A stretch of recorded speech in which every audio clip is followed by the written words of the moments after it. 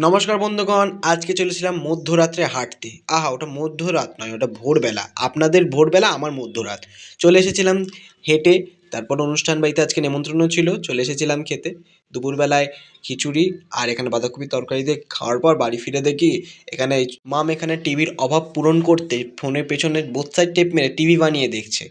তারপরে আমি চলে গেছিলাম স্টুডেন্টের বাড়ি। আজকে ডান্স ছিল। ডান্স কমপ্লিট হওয়ার পর উঠে গেছিলাম একটু ছাদে ফুলগুলো দেখতে। খুব সুন্দর লাগিয়েছে গাছগুলো আর খুব ভালো ভালো ফুল উঠেছে। বাইরে বেরিয়ে দেখি এখানে তো মালভূমি তুলে দিয়েছে এরা। এই মালভূমির পাশ কাটিয়ে কাটিয়ে বেরিয়ে যাওয়ার পথে এখানে আমাকে অনেকটা দাঁড়াতে হয়। দাঁড়িয়ে আবার আমি বেরিয়ে গেছি সোজা পথে বাড়ির দিকে।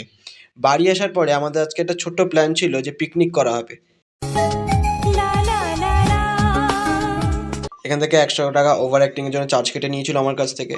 তারপর এখানে এই যে আমাদের বাড়ির ছোট্টু, একে দিয়ে সব কাজ করানো হয় বিনা পারিশ্রমিকে। নিজে করেও না, এই যে অঙ্গি ভঙ্গি দেখলে বোঝা যায় না যে কী করতে চায় এরা। তারপর বসে গেছিলো পরোটা আর এদিকে চিকেন কিমা নিয়ে। ফার্স্টে ওকেই দেওয়া হয়েছিল পারিশ্রমিক হিসেবে। বুড়ো আঙুল দেখিয়ে সবাইকে টাটা বলে দিল।